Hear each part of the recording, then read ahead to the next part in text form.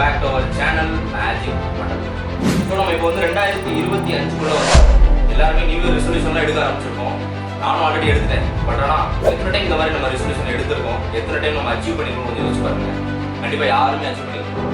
என்ன ரீசன் அப்படின்னு பார்த்தீங்கன்னா, ஸ்டாட்டிஸ்டிக்ஸ் என்ன சொல்றதுன்னா 95% ஆஃப் பீப்புள் வந்து ஃபெயில் ஆகிறாங்க. ஒன்லி 5% ஆஃப் பீப்புள் அவங்க எடுத்த ரெசல்யூஷனை அச்சீவ் பண்ணி முடிக்கிறாங்க. ஏன் அப்படிங்கிறதுக்கான ரீசனை தான் இந்த வீடியோவில் நம்ம டீட்டெயிலாக பார்க்க போகிறோம். வாங்க வீடியோ.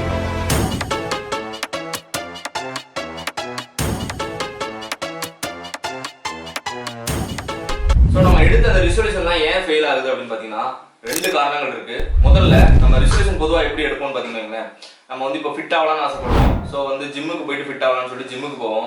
கொஞ்ச நாளே வந்து நம்ம வந்து ரொம்ப டயர்ட் ஆகிடுவோம், டைம் செட் ஆகுது, அதை வந்து ஸ்கிப் பண்ணிடுவோம். அப்புறம் வேற எப்படி எடுப்போம், நல்லா பணம் சம்பாதிக்கலாம்னு ஆசைப்படுவோம். ஸோ வந்து பணம் சம்பாதிக்கிறதுக்கு வந்து யாராவது ஒரு சக்ஸஸ்ஃபுல் பீப்புள் வந்து என்ன ரூட்ல போனாங்களோ அதே ரூட்லேயே நாமளும் போவோம். கொஞ்ச நாள் வந்து அது நமக்கு செட் ஆகாது, அது வந்து நமக்கு சலிப்பு தட்டிடும், அதையும் வந்து ஸ்கிப் பண்ணிடுவோம். ஆனா இங்க என்ன பிரச்சனை அப்படின்னா, நமக்கு தேவையான ரெசல்யூஷன் தான் நம்ம எடுத்திருக்கோமா, இல்ல உண்மையாவே இந்த ரெசல்யூஷன் வந்து நமக்கு பிடிச்சிருக்கா அப்படின்னு கேட்டா இல்ல.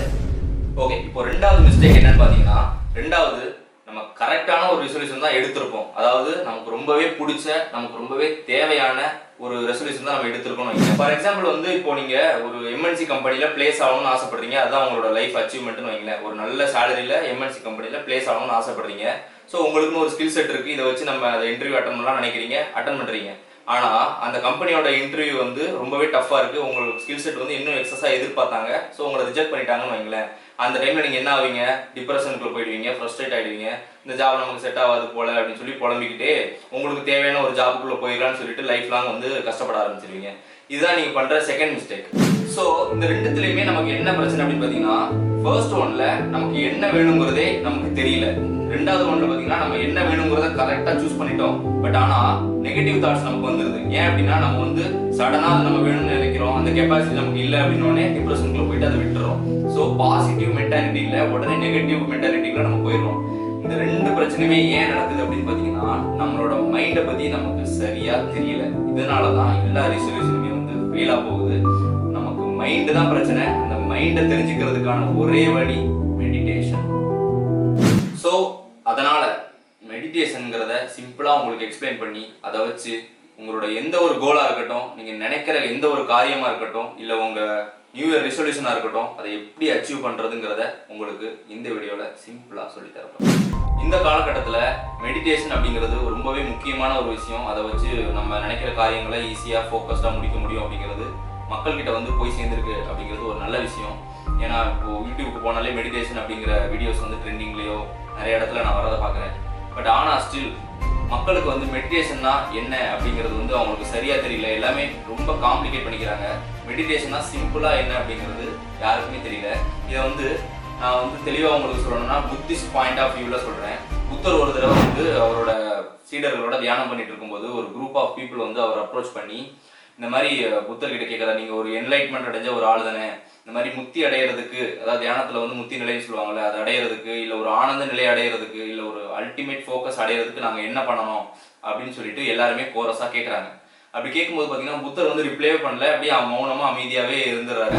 புத்தர் கொஞ்ச நேரம் கழிச்சு தன்னோட மௌனத்தை கலைச்சு அவங்க கிட்ட சொல்றாரு, நீங்க கேட்ட ஃபர்ஸ்ட் கேள்விக்கான பதில வந்து நான் ஏற்கனவே சொல்லிட்டேன். அதுக்கான அர்த்தம் என்னன்னு வந்து பாத்தீங்கன்னா அமைதி. அதனாலதான் நான் அமைதியா இருந்தேன். அமைதி தான் அதுக்கான விளக்கம். அமைதியான நிலையில தான் வந்து எல்லா வித ஸ்டேட்டையும் அச்சீவ் பண்ண முடியும். உங்களுக்கு என்ன வேணுங்கிறத அமைதியான நிலையில தான் நீங்க அச்சீவ் பண்ண முடியும்னு சொல்றாரு. ஆக்சுவலா மெடிடேஷனோட அல்டிமேட் பர்பஸ் வந்து பாத்தீங்கன்னா அமைதி.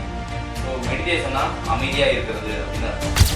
ஸோ இந்த அமைதி வந்து எப்படி நமக்கு யூஸ் ஆகுது ரெசல்யூஷன் அடையிறதுக்கு அப்படின்னு கேட்டீங்கன்னா, நம்ம மனசு வந்து அமைதி ஆயிடுச்சு அப்படின்னா என்ன அர்த்தம் அப்படின்னா, டிஸ்ட்ராக்ஷன் எதுவுமே இல்லை, மைண்ட் வந்து ஃபோக்கஸ்டா ஒரு கரெக்டான ஒரு ஸ்டேட்டஸ்ல ஃபுல் எனர்ஜியோட இருக்கு அப்படின்னு அர்த்தம். அந்த ஸ்டேட்ல வந்து பாத்தீங்கன்னா உங்க மனசுக்கு உண்மையா என்ன தேவை, உங்களோட வாழ்க்கையோட பர்பஸ் என்ன, உங்களுக்கு என்ன வந்து உண்மையா பிடிக்கும் வேணும் அப்படிங்கிறத உங்க மனசு, உங்களோட ஆத்மா உங்ககிட்ட வந்து தெளிவா சொல்றதை நீங்களே உணர்வீங்க.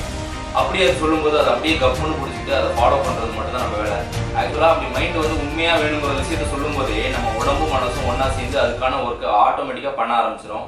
அந்த ஒர்க் வந்து ரொம்பவே சுலபமா இருக்கும். நம்ம ரொம்ப கஷ்டப்பட தேவையில்லை. லைஃப் லாங் ஃபோக்கஸ் வந்து நீங்க அந்த விஷயத்துக்கு ஆட்டோமேட்டிக்காவே நம்ம உடம்பு வந்து ஒத்துழைக்கும். ஸோ ஈஸியாக நீங்கள் அந்த ஸ்டேட்டை அச்சீவ் பண்ணிடுங்க. இப்போது இதை வந்து ஒரு ப்ராக்டிக்கலான ஒரு எக்ஸாம்பிளுக்கு நான் சொல்கிறேன். ஃபார் எக்ஸாம்பிள் வந்து இப்போ நீங்கள் அமைதி நிலையில் இருக்கிறீங்க. அப்போ வந்து உங்கள் மனசில் வந்து இப்படி தோணுதுன்னு வச்சுக்கோமே. இப்போ நீங்கள் அமைதியாக இருக்கீங்க, உங்கள் உடம்புக்கு வந்து இப்போ வந்து நான் டயர்டாக இருக்கேன், ஒரு அத்திப்பழ ஜூஸ் குடிச்சா நான் வந்து கொஞ்சம் ஸ்ட்ரென்த்தாக ஃபீல் பண்ணுவேன் அப்படின்னு உங்கள் மனசுக்கு வந்து தோணுது. உங்களோட டிஸ்ட்ராக்ஷன் எல்லாம் கலைஞ்சு அமைதியில் இருக்கும்போது இப்படி ஒரு தாட் தோணுதுன்னா இது வந்து ஒரு உண்மையான தாட். உங்களோட அந்த டைமில் ஒரு உண்மையான ஒரு பர்டிகுலர் ரெசல்யூஷன் கூட நம்ம அதை எடுத்துக்கலாம். உங்களுக்கு வந்து ஒரு அத்திப்பழ ஜூஸ் வேணும் அப்படிங்கிறது தான் உங்களோட தேவை, உண்மையான ஆத்மாத்மான தேவைங்கும் போது நீங்கள் நார்மலாக என்ன பண்ணுவீங்க, ஒரு அத்திப்பழ ஜூஸ் தாக்க எடுக்கும்போது வேணாண்டா நமக்கு 1000 வேலை இருக்குன்னு சொல்லிட்டு அந்த வேலையை பார்க்க போயிருவீங்க, அதை ஸ்கிப் பண்ணிடுவீங்க. ஸோ அல்டிமேட் ஃபோக்கஸில் இருக்கும்போது உங்களுக்கு அத்திப்பழ ஜூஸ் குடிக்குதுன்னு தோணும்போது கண்டிப்பாக நீங்கள் வந்து அதை செஞ்சாகும். நீங்கள் போயிட்டு ஒரு அத்திப்பழ ஜூஸை குடிச்சிட்டிங்கன்னு வைங்களேன், உங்களோட மனசு ஆத்மாத்மான உங்களோட ஆசையை வந்து அந்த இடத்துல நீங்கள் நிறைவேற்றுறீங்க. ஸோ உங்கள் பாடி வந்து பர்ஃபெக்டாக நீங்கள் சொல்லிட்டு நினச்ச மாதிரி எனர்ஜெட்டிக்காக உருவாயிடும். ஸோ ஒரு டாஸ்க் கம்ப்ளீட். ஸோ நீங்கள் அடுத்த தியானத்தில் இருக்கும்போது உங்கள் ஆத்மா வந்து சொல்கிறது எல்லாத்தையுமே நீங்கள் இப்படி பண்ண ஆரம்பிச்சிடலாம். நம்ம எல்லாருமே வந்து நம்ம என்ன நினச்சிட்டு இருக்கோம்னா, நம்ம கோல்ஸ்லாம் பெருசாக நினைக்கிறோம். உண்மையாகவே வந்து பெரிய பெரிய கோல்ஸ் அச்சீவ் பண்ணுறவங்க மைண்ட் செட்லாம் பார்த்தீங்கன்னா ரொம்ப சிம்பிளாக தான் இருக்கும். அவங்க உள் மனசு என்ன சொல்லுதோ அதை தான் செய்வாங்க. அவங்களுக்கு வந்து அப்போ அத்திப்பழ ஜூஸ் குடிச்சா எனர்ஜியாக இருக்கும்னா அதை செய்வாங்க. எனக்கு டெய்லியும் அத்திப்பழ ஜூஸ் வேணுமா அப்படின்னு நினச்சாங்கன்னா டெய்லியும் அத்திப்பழ ஜூஸ் குடிக்கிறதுக்கு என்ன வழி அப்படின்னு வச்சு அதுக்கான ஒரு இன்கம் சோர்ஸை செட் பண்ணுவாங்க. ஸோ இவ்வளோதாங்க. இந்த மாதிரி உங்கள் உள்ளுணர்வு வந்து என்ன சொல்லுதோ அதுபடி நீங்கள் நடக்கணும். ஆனால் உள்ளுணர்வு எப்படி சொல்லுதுங்கிறது நம்ம யாருக்குமே தெரியாது.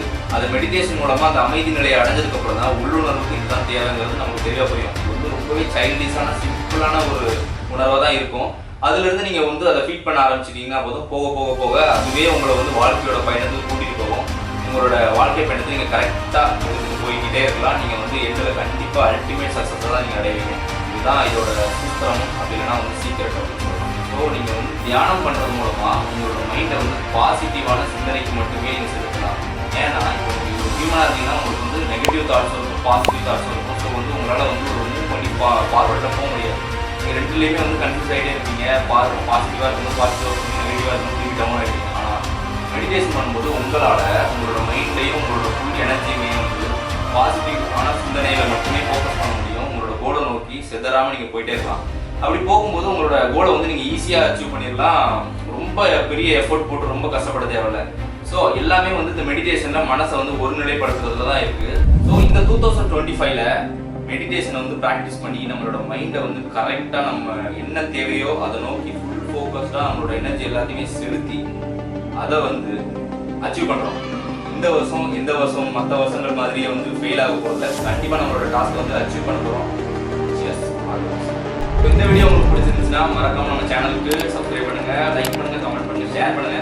உங்களுக்கு இந்த வீடியோவில் ஏதாவது குறை இருந்துச்சுன்னா கண்டிப்பாக அதை கமெண்ட் செக்ஷன் சொல்லுங்க. நான் இதே மாதிரி வேறு ஏதாவது வீடியோ பேசணும்னாலும் அதையும் கமெண்ட்ல பண்ணுங்க. கண்டிப்பாக அந்த வீடியோவை நான் உங்களுக்காக பண்ணி டெலிகாஸ்ட் பண்ணுறேன்.